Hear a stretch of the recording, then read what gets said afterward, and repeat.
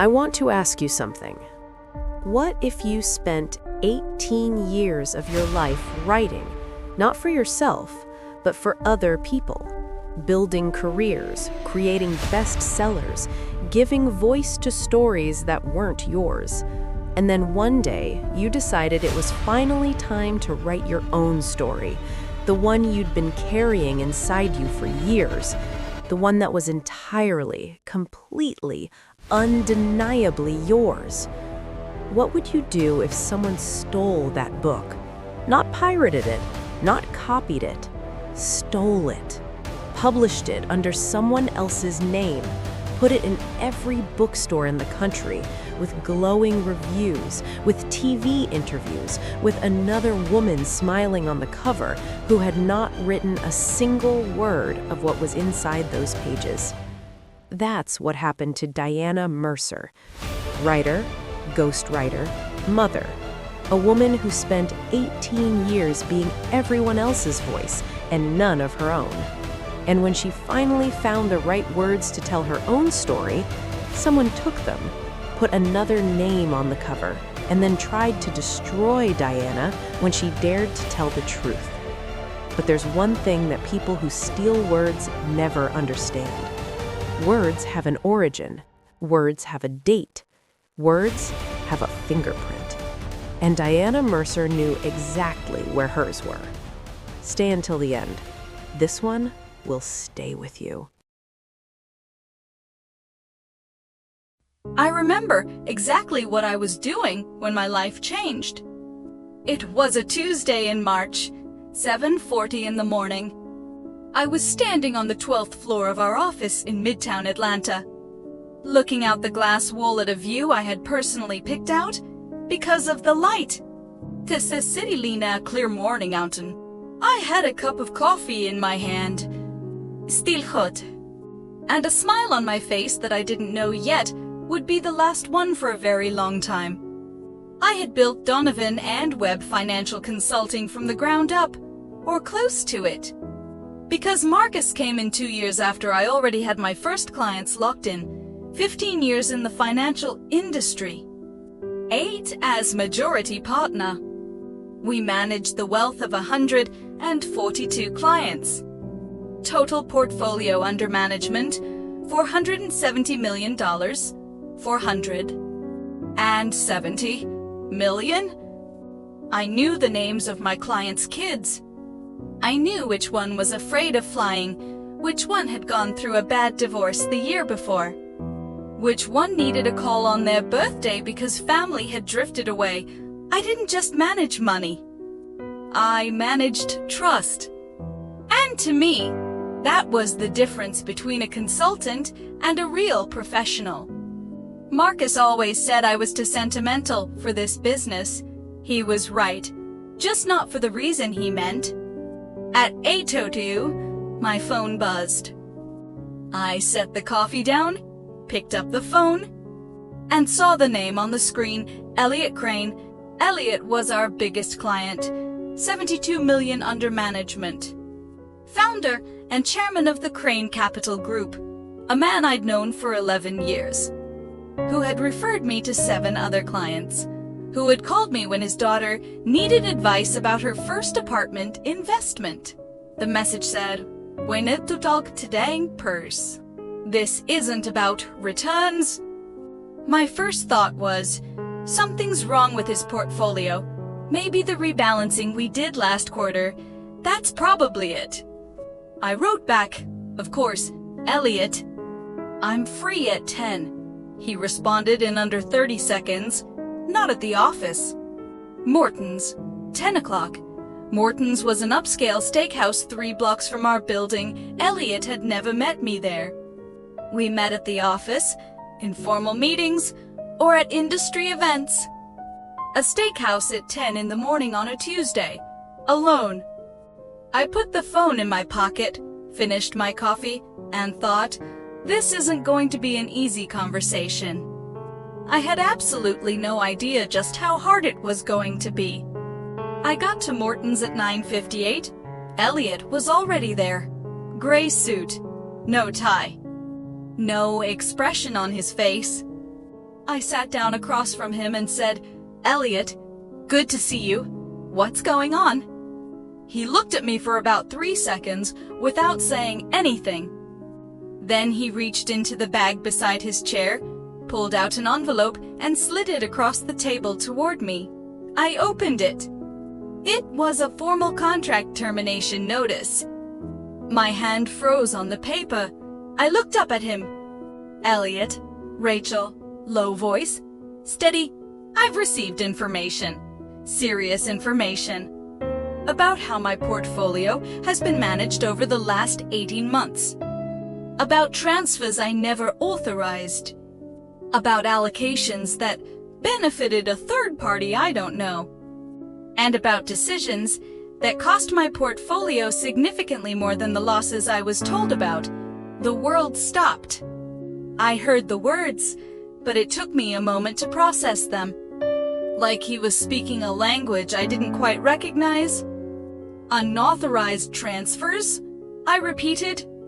"Elliot, every transaction has a signature, a record, a documented authorization. You know that.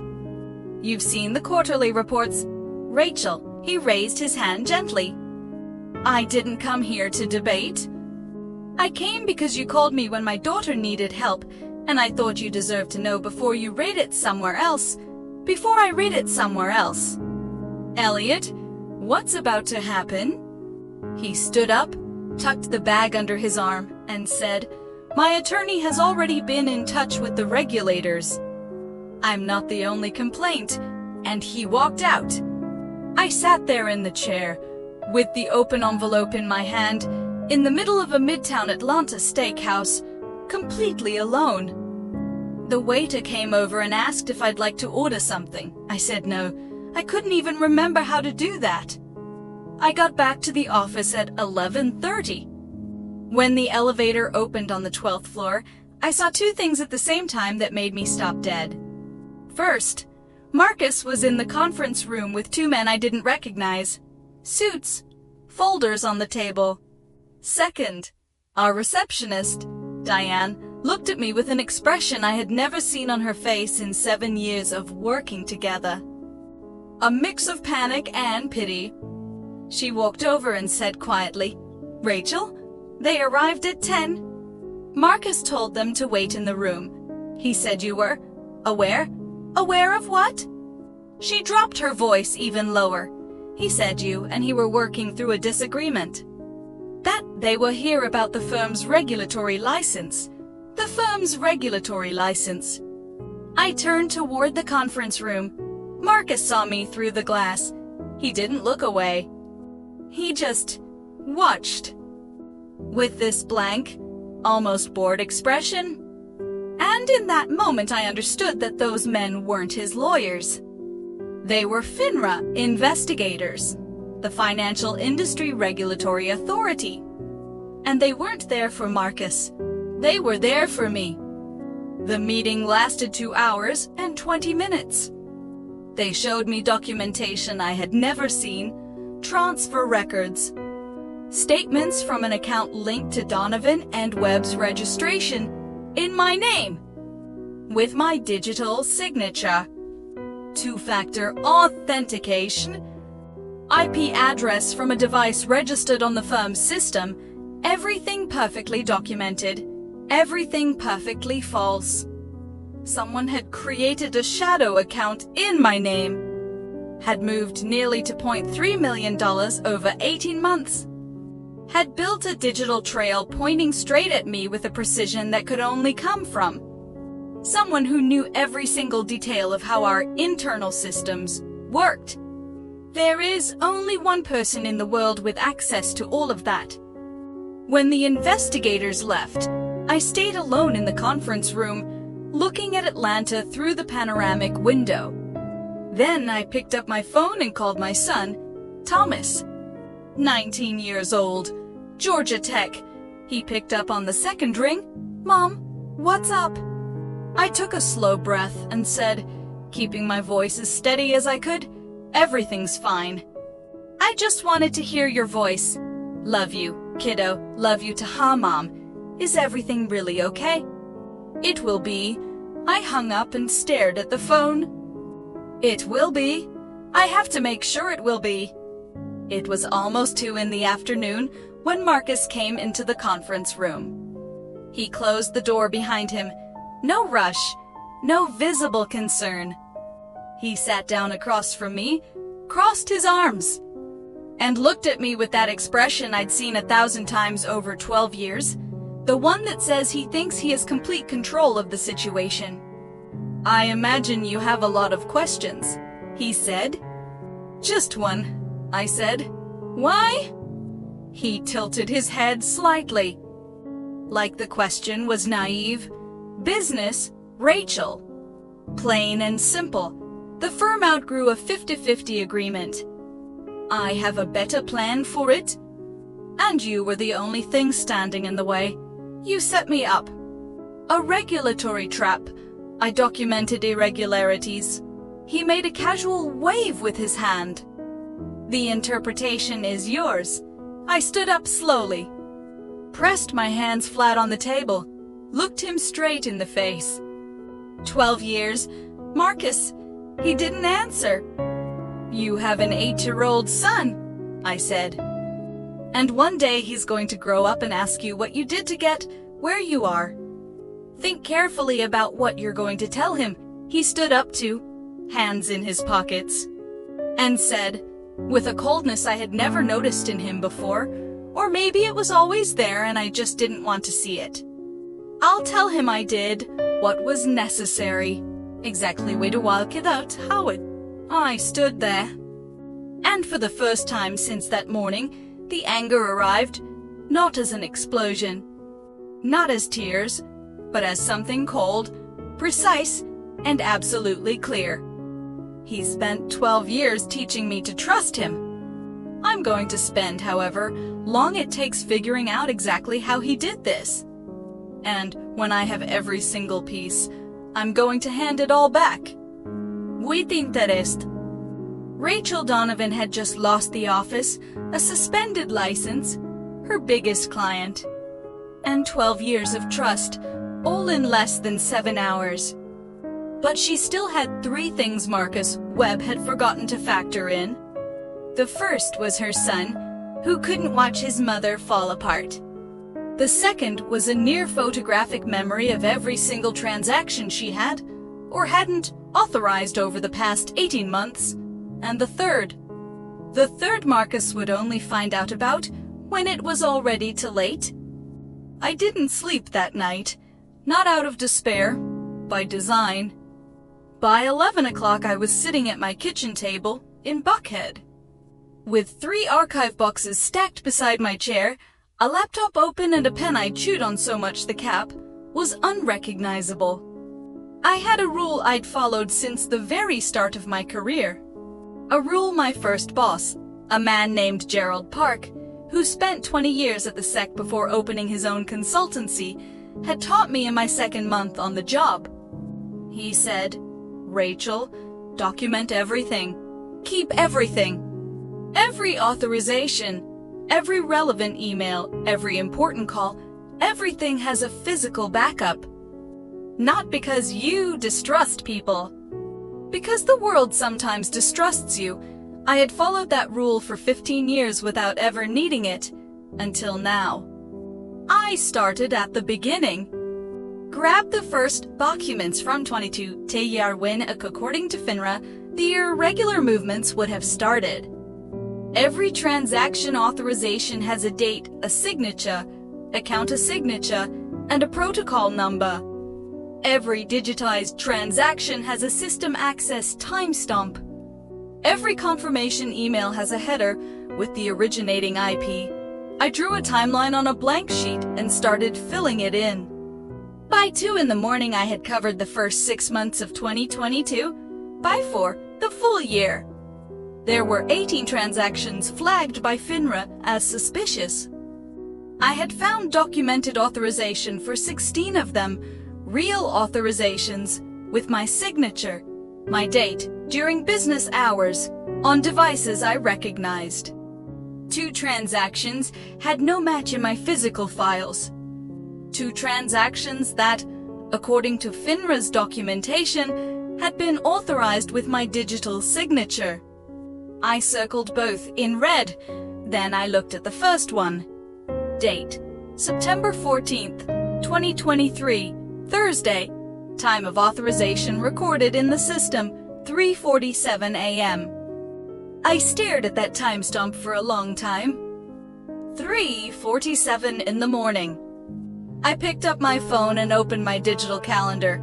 September 13th, 2023, Wednesday night.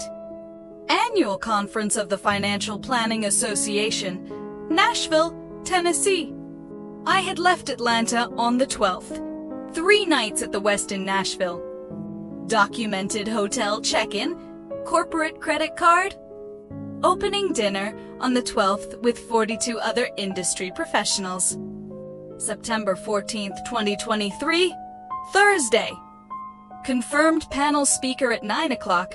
Rachel Donovan, Donovan and Web Financial Consulting, Atlanta.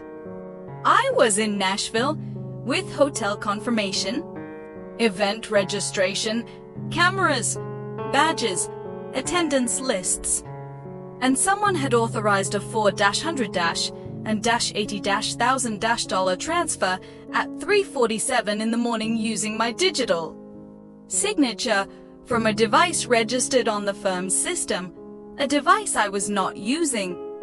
I got up from the chair and walked to the kitchen window. Outside, Buckhead was quiet. City lights flickering on the horizon. He made a mistake.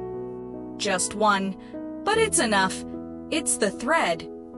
And when you find the thread, you pull. The next morning I called Priya Mehta at 8 sharp. I had met her at a conference in Miami 3 years earlier, former senior auditor at the SEC for 11 years. Now running her own independent, regulatory compliance consultancy in Washington, D.C. Precise, direct, zero wasted words. She picked up on the third ring. Rachel Donovan, she said, before I could speak. I heard your name yesterday, in a context that wasn't good. I know. Priya, I need someone who understands how a regulatory scheme gets built from the inside, not to defend me. To understand exactly how it was done, and where it left a trail, 3-second silence. Do you have your own documentation? 15 years of physical and digital archives. Organized by quarter. Do you have a specific mistake identified? An impossible timestamp. I was in another state with documented hotel confirmation, public event attendance, and a credit card record. The authorization was generated at 3:47 in the morning on the same day. Which device was used to generate it? I don't know yet. I need the server log from the office, which I no longer have access to because my license was suspended yesterday. Silence. Send me what you have, she said. I'll tell you what we can do from there. Thank you, Priya. Don't thank me yet. Send the files. What nobody tells you about being investigated for financial misconduct is the silence, not the silence of investigators that you expect. It's the silence of people you knew. In the 3 days after Morton's and the FINRA visit, I got messages from people in the industry, not in solidarity, out of curiosity, wanting details they could carry into other conversations. The other 108 contacts in my professional phone, nothing. 2 smaller clients, cancer by email, no prior. No explanation. The story ran in the Atlanta Business Chronicle on the morning of the 3rd day. FINRA investigates Midtown Atlanta consultant for alleged irregular fund movement. 6 paragraphs. My name, the firm's name, estimated value. A regulatory quote confirming the investigation. No quote from me. No right of reply. Marcus knew this was coming. He probably fed the source. 15 years of reputation. 5 days to destroy it. I put the phone on the coffee table, went to the bathroom, splashed cold water on my face, and looked at myself in the mirror for about 10 seconds. You have a son to take care of, Thomas, 19, Georgia Tech. You have an impossible time stamp he cannot explain. You have Priya. You have 15 years of documentation he clearly didn't know existed. So, what's the next move? Priya called me on the evening of the 4th day. Rachel, I found something. I sat up straight. Tell me. The 2 irregular transfers you didn't authorize. The pattern is different from the 16 you legitimately approved. The 16 were generated through the firm's internal system, with standard 2-factor authentication via SMS to your personal cell. The 2 irregular ones were generated through a secondary authentication module, a contingency access that exists in the system, but is normally only used by administrators during a technical failure. A contingency access that bypasses 2-factor authentication. Exactly, and that module leaves a different log. A log that doesn't show up on the standard control panel. It only shows up in the server's backend records, records that are inside the office. Server, yes, but she paused. If you can get a court order for forensic analysis, or if FINRA retrieves the backend records directly, that log is there. They won't go looking for backend records on their own. No. Unless someone presents an alternative hypothesis documented enough to force a broader investigation. Silence. Priya, I said slowly, what if Marcus didn't only do this with my firm? Silence on the other end. Rachel, if you're suggesting what I think you're suggesting, I'm suggesting that a man who built this with this level of sophistication didn't test it just once. I might not be the first. And if I'm not the first, there's a trail somewhere he couldn't clean up. Her silence lasted longer this time. I'll need a week, she said. That same evening, Thomas showed up at my door. He had seen the Chronicle piece. He didn't call. He took the MARTA from Georgia Tech to Buckhead and rang my doorbell at 8:30 with a bag of Thai food in his hand. He came in, put the bag on the table, looked at the archive boxes, the open laptop, the timeline taped to the kitchen wall, and said, "You're working the case." "I am. Are you going to win?" I looked at my son, 19 years old. My mother's eyes, the same little forehead crease I get when I'm concentrating hard. I found the mistake he made. I'm still building the rest. He nodded like that was enough. Opened the bag, put a container in front of me, and sat down on the other side of the table. Then let's eat while you tell me what you need me to do. I looked at him for a second. You don't have to... Mom? He looked straight at me. Tell me what you need. I closed my eyes for just a moment. And then I told him, Rachel had the mistake. She had Priya. She had Thomas. But Marcus had something Rachel didn't know about yet. He had anticipated that she might survive the first wave.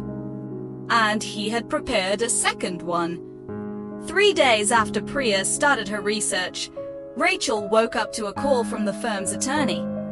Marcus had filed a civil lawsuit against her, not for the value of the transfers, for the full value of the Donovan and Webb client portfolio. $470 million. It was a Monday morning when the envelope arrived, not by mail. By process server.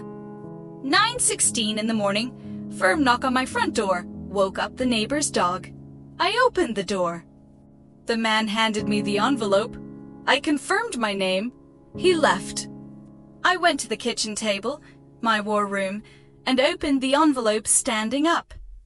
Marcus Webb was suing Rachel Donovan for $470 million, alleging deliberate mismanagement, misappropriation of funds, and irreparable damage to the firm's reputation and market value, $470 million. Not the 2.3 million from the irregular transfers, the entire portfolio. He's trying to bury me, not just push me out. Bury me under a number so large that no decent attorney will take my case without guarantees I don't have. But he made the same mistake that arrogant people always make. He confused a bold move with a smart move. Those are very different things. I called Priya before 10. Saw the news. She said before I could speak, he filed the civil suit. Full portfolio value. I know. Rachel, she paused. I need to tell you what I found, and I need you to be sitting down. I sat down. Talk. The firm I identified, the one that went through the same scheme 18 months before you, is called Meridian Advisory Group, Charlotte, North Carolina. The majority partner signed a confidential out-of-court settlement. $340,000 and a broad non-disclosure clause. Who brokered the deal? The attorney representing the buying party in that settlement is named Stephen Raft. Office in Atlanta. I went completely still. Priya, Stephen Raft represents Derek Holloway. 2 seconds silence. How do you know Derek Holloway's name? Because he tried to buy my client portfolio twice in the last 3 years. I turned him down both times. The second time was over lunch at the Four Seasons. And he left with this smile I thought was strange, and now I understand why. Rachel. Priya said slowly, if Derek Way's connection to Same. Mechanism was used in both cases. Then Marcus didn't work alone. He was recruited. Derek financed the technical structure. Marcus provided the internal access, and Derek walks away with the clients after I fall. That's the model. Target firm collapses under regulatory pressure. Clients migrate to the only firm that had already approached them. I walked to the timeline map on the kitchen wall. Both of Derek's acquisition attempts were there. The dates. The emails. My formal rejections. He didn't take no for an answer. He just changed his approach. Thomas came over that afternoon with his laptop and 2 burgers. He looked at the wall map for about 30 seconds, reading every element I'd pinned there.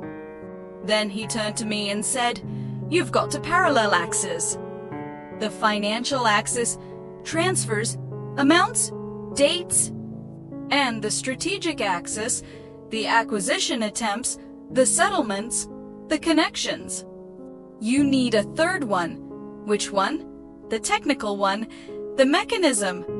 Because without showing how it was done, not just what and when, but how, you have a theory.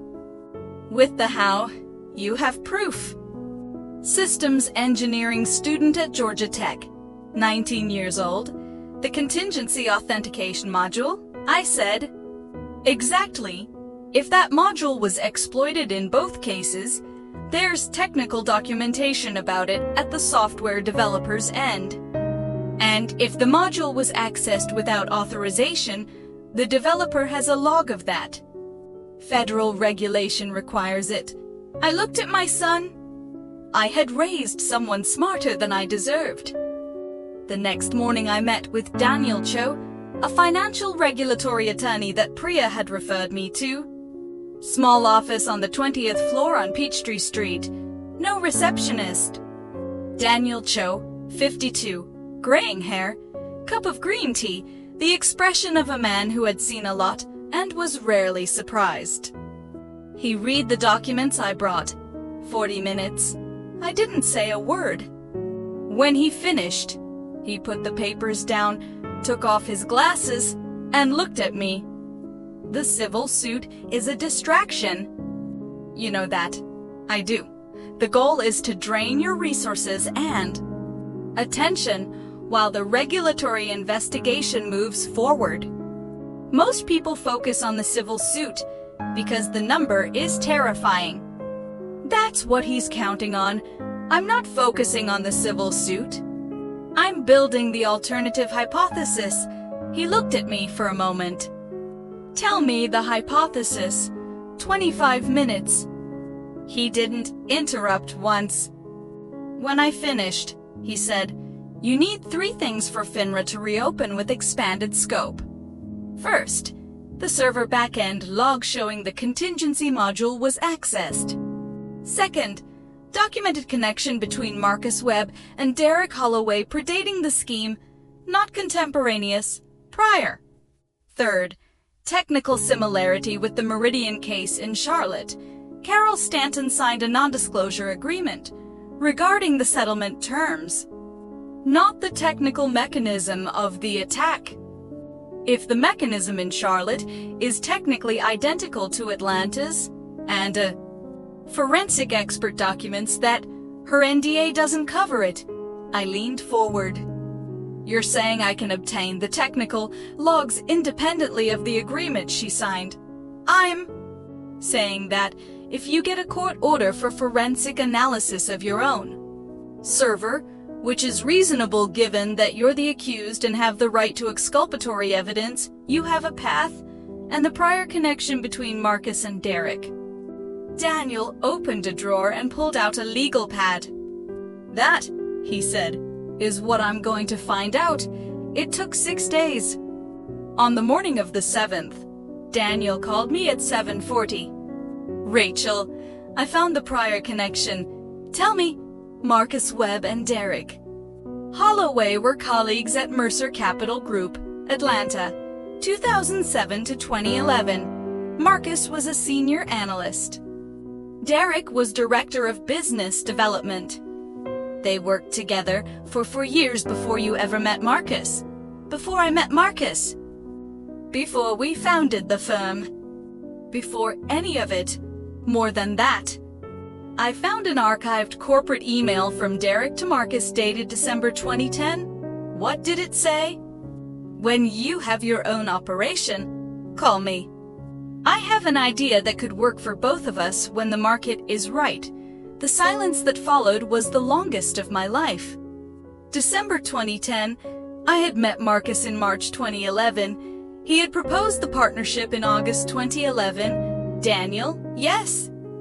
That means Marcus came into the partnership already having a plan with Derek, not necessarily from day one. But the relationship predates your partnership by at least 4 months. And the email establishes intent. 12 years, I said quietly. I spent 12 years building a firm with a man who came in through the back door. Rachel, no, I know what this is. And I know what I do with it. That evening I did something I hadn't done in weeks. I stopped working at 8 o'clock. Closed the laptop. Folded the files, heated up some soup Thomas had left in the freezer, sat at the table without my phone, without documents, without a pen, and looked at my cup for about 15 minutes. 12 years. Maybe he came in with the plan fully formed. Maybe it grew slowly, as he watched the firm grow and calculated the right moment. It didn't matter anymore. What mattered was what was taped to my kitchen wall. A map of every piece, every documented connection, every verified date, every node of the network built to destroy me, now exposed, named, tracked. He had spent 2 years planning my fall. I had spent 6 weeks building the response. The response was ready. 6 weeks after the morning the floor disappeared, Rachel Donovan had the complete map. The impossible timestamp, the fake authentication module, the Meridian case, the 2010 email, Stephen Raft connecting both schemes, everything documented, everything verified. But Marcus Webb wasn't sitting still. On the morning Daniel Cho filed the petition for the court order, Marcus made a move nobody had predicted. He went to Elliot Crane and proposed an agreement that would put Rachel Donovan's name on a document she could never challenge publicly. It was Thursday morning when the phone rang with a number I wasn't expecting to see. Sophia Crane, 28 years old. Elliot's daughter. I'd known her since she was 17. Watched her grow up at industry events. Sent flowers, When she graduated from Georgetown Law, I picked up on the second ring. Sophia? Rachel? Her voice was low, tense, like someone calling from a place where they don't want to be overheard. I need to tell you something. And I need you to know my dad doesn't know I'm calling. I sat down slowly. I'm listening. Marcus Webb met with my father 2 nights ago. At his office, after hours. I was downstairs, waiting to have dinner with my dad, and I heard part of it. She stopped. Rachel, he asked my father to sign a statement saying you admitted irregularities during the lunch at Morton's. That. You said you had made creative decisions with his portfolio. My stomach dropped. And your father is considering signing. 2-second silence. He's confused. Marcus presented him with a version of events that sounds coherent if you don't know the technical details. My dad has trusted Marcus since he met him. And he's scared that his money was actually compromised and that signing is the way to make sure he gets it back. Sophia, when is your father planning to sign? I don't know. But Marcus asked to have the document back by Friday. Tomorrow. Thank you. You didn't have to do this. You sent flowers to my graduation, she said simply. And you didn't do what they're saying you did. I know how to recognize when someone's being set up. I hung up and stood still for exactly 10 seconds. Then I called Daniel Cho. The order came through, Daniel said before I could speak. This morning. Thomas Brewer is on his way to the server now. Daniel, Marcus is trying to get a statement from Elliot Crane by tomorrow. A false statement about what I said at Morton's. How much time do you have? 24 hours. Maybe less. 3-second silence. I knew that silence. Daniel calculating. If Thomas Brewer confirms the server log today, and if what we're expecting is there, I can have the reopening petition filed this afternoon. FINRA has to notify all parties before any hearing. The moment Marcus gets that notification, he'll know the game has changed. And if Elliot signs before that, a statement about what you said in a private conversation is weak evidence without corroboration. But he paused. If you can talk to Elliot directly before tomorrow with the real facts in front of him, you pull the ground out from under Marcus before he can stand on it. Elliot won't take my call. Probably not. But Sophia did. Thomas Brewer called me at 2:47 in the afternoon. I was standing in the living room, couldn't sit. Rachel? Thomas? It's here? 3 words. I closed my eyes. Tie. The contingency module was accessed twice during the period under investigation. First time, September 14th, 2023, at 3:47 a.m. Second time, November 3rd, 2023, at 10:19 a.m., both irregular transfers flagged by FINRA, and the device. This is the detail that closes the case. Rachel. His voice was completely controlled. But I heard something underneath. The restraint of someone holding something important. The device that accessed the contingency module on both occasions is not registered to Donovan and Webb. It is registered to a company called DH Consulting LLC. DH, Derek Holloway. DH Consulting LLC was incorporated in Georgia in January 2022, 10 months before the first irregular transfer. The registered address is the same address as Holloway Wealth Partners' office in Buckhead. The silence that followed was different from all the others of the past 6 weeks. It was the silence of something ending. Thomas, can you have the forensic report to Daniel Cho within 2 hours? Already writing it. Sophia called me back at 4. My dad is meeting me for dinner at 7. I convinced him to let you present your side before he signs anything. You have 30 minutes, Rachel. That's all I could get. It's enough. At 6:50 I was at the restaurant.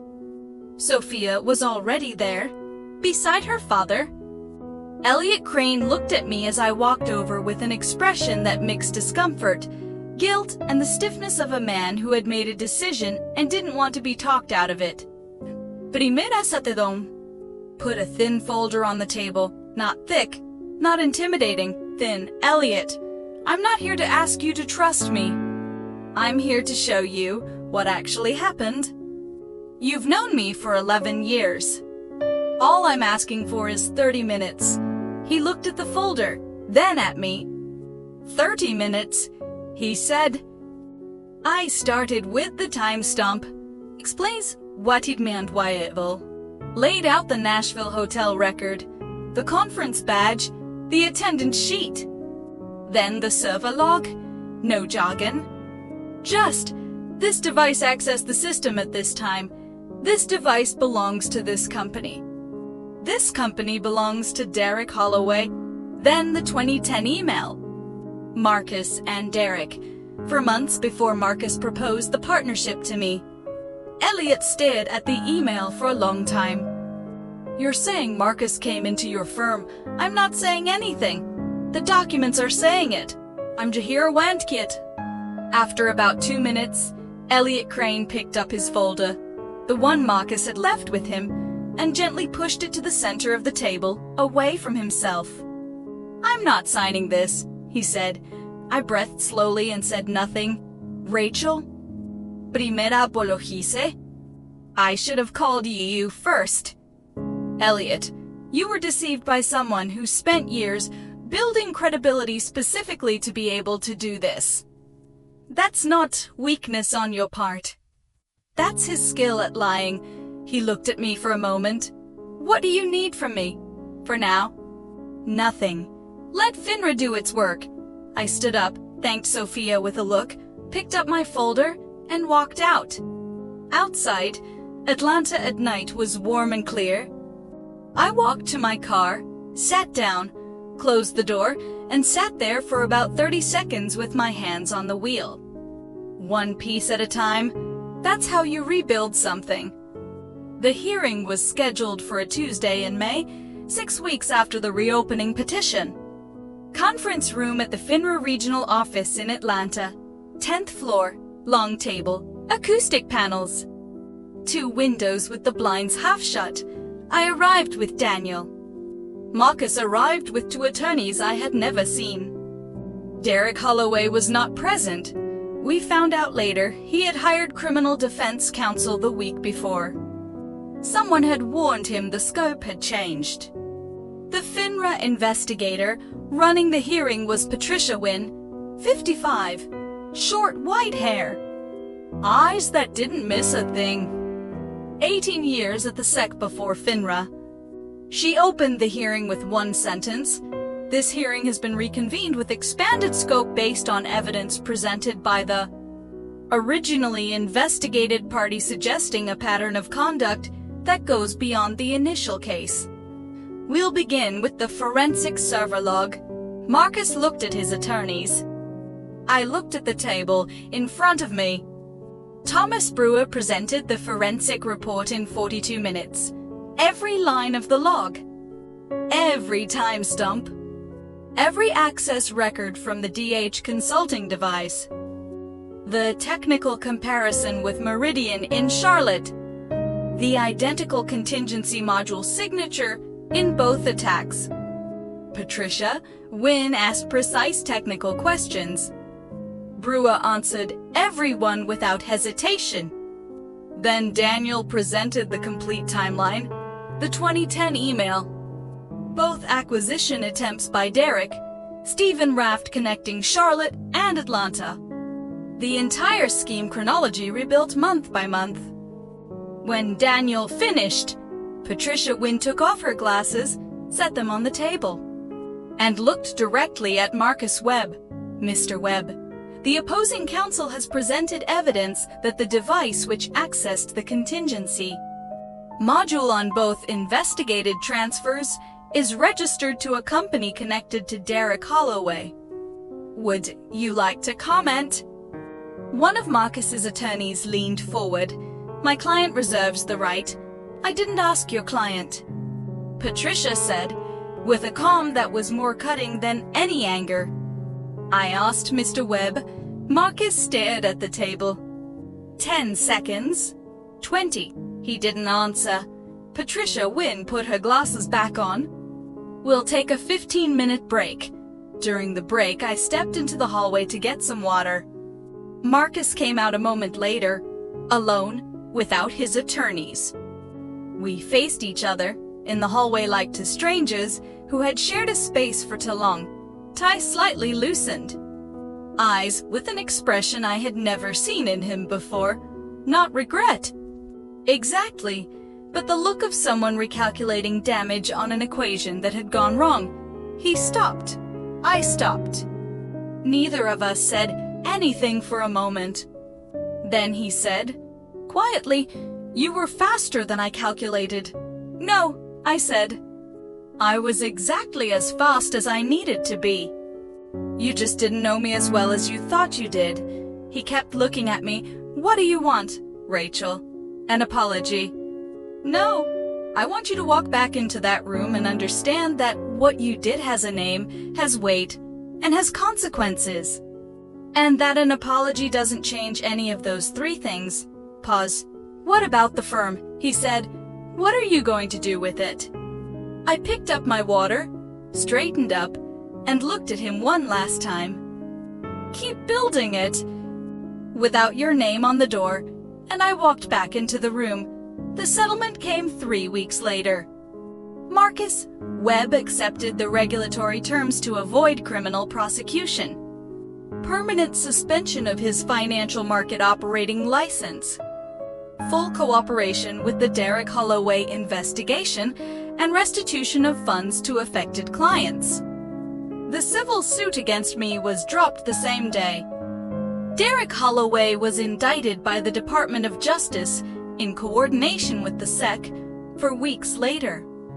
The case included Donovan and Webb, Meridian in Charlotte. And, as the investigation expanded, to more firms in different states that had been hit with the same mechanism over the previous 3 years. Elliot Crane came back to the portfolio 6 weeks after the hearing.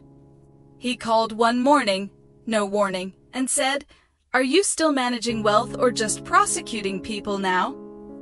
Primera laughed. For the first time in a long time, I actually laughed.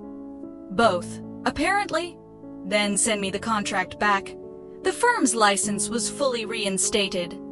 Rebuilding the client portfolio took months.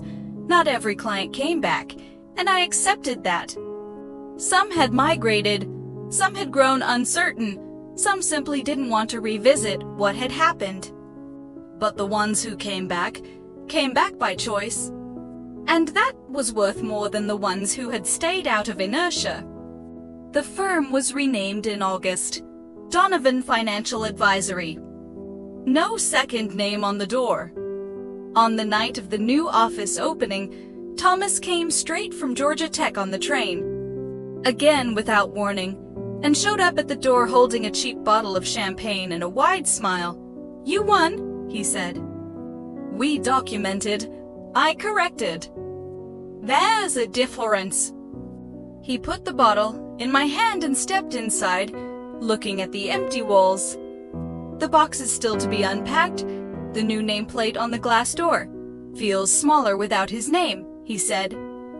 "Feels more honest," I said. He thought about that for a second and nodded. "More honest is better." I opened the bottle, poured plastic cups from a box not yet unpacked, and we stood in the middle of the empty office and toasted without saying a word. There was nothing that needed to be said. The work had been done. The hands were clean. I learned a lot of things in the 8 months between that March morning and the night we opened the new office. I learned that a sophisticated scheme always has a mistake. Always. Because the person who builds it trusts their own intelligence too much and underestimates the persistence of whoever is on the other side. I learned that documentation isn't paperwork, it's armor. And you only find out how much your armor is worth when the hit comes. I learned that the people who stay when everything falls apart an auditor in Washington, an attorney in a small office on Peachtree Street. A 19-year-old kid with a bag of Thai food. Those people are worth more than any for -100- and -70- million-dollar portfolio. And I learned that the cleanest revenge has no anger in it, no speech, no shouting in hallways. It has a server log, it has an impossible timestamp, it has a timeline taped to a kitchen wall, and it has the patience of a woman who spent 8 months building exactly what needed to be built, piece by piece, until the day she pushed back and simply showed what was true. Clean hands don't need to explain themselves.